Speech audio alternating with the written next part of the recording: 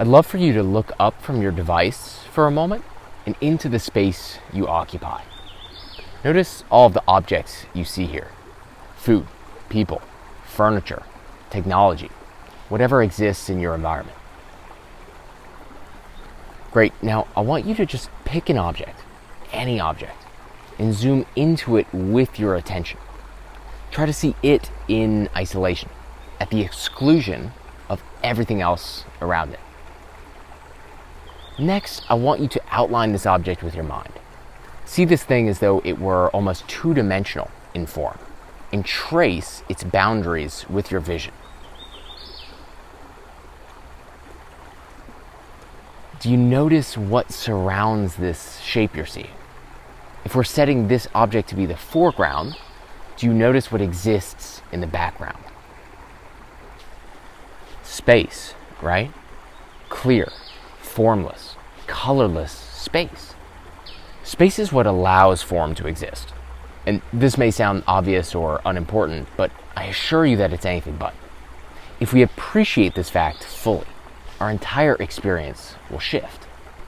Form isn't just the objects that we see either. Form is the body. Form is the taste of chocolate on our tongue. Form is the music playing from your headphones, or emotions like joy, anger, fear, and love. Form is thought, even. But although form is indeed all sights, sounds, touches, smells, tastes, feelings, and thoughts, it's not who we are. We are space. We're the backdrop on which phenomena can arise. Try this out. Close your eyes and think to yourself in your own head, Sally sells seashells by the seashore. Say it 3 times to yourself and pay careful attention to the intonation at which you say it in your mind.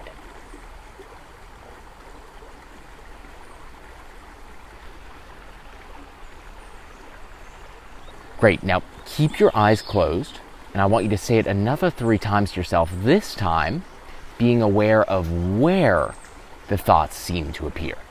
So, Sally sells seashells by the seashore, trying to find its precise location.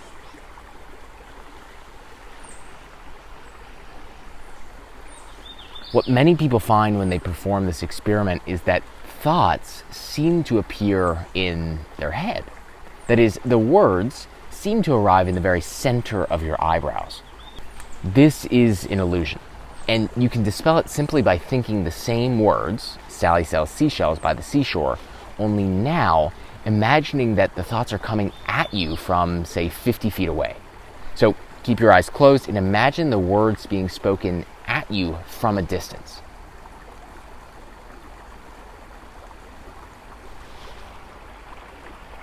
You see what I mean? The thoughts kind of seem like they're coming from outside of your skull now. The point I'm trying to make here is that you are infinite space. You're not the things you own. You're not the things you experience, and you're certainly not this next thought. You are the awareness of it. You are the empty dance floor upon which all energy moves. This sounds woo-woo, but we know this to be true about the physical universe. Physicists and mathematicians both are able to agree and confidently say that there's no center to the cosmos. Even if you hop in a spaceship and go 18 trillion light years away, there's still going to be infinite expanse around you on all sides. It's all space, everywhere, and that's true of you, too. Is there any application to all of this? Yes and no. Yes, in the sense that spaciousness can solve every single problem you have.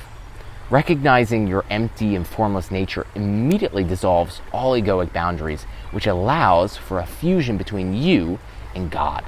This, in turn, is true bliss. But also, no, space isn't practical at all because it can't be applied to anything. Application implies that there's something you can do with space, and that would be impossible. You can only do something with form. Space is being, not doing. Hey, if you enjoyed that little tidbit, consider checking out some of my longer essays. The most recent one is on Spotify titled On Suffering, Lessons from the Cell. You can get to it by either searching Train of Thought by Ethan Hill on Apple Podcasts or Spotify, or just going to a link in my bio. Otherwise, I'd love if you shared my work with a friend. I'm called to spread these messages as widely and effectively as I can, so any sort of sending along would be appreciated. Either way, I deeply appreciate you taking the time to contemplate these concepts. The world is really, really ready to heal, and it starts with you and me. Enjoy your day. I'll talk with you next week. Peace.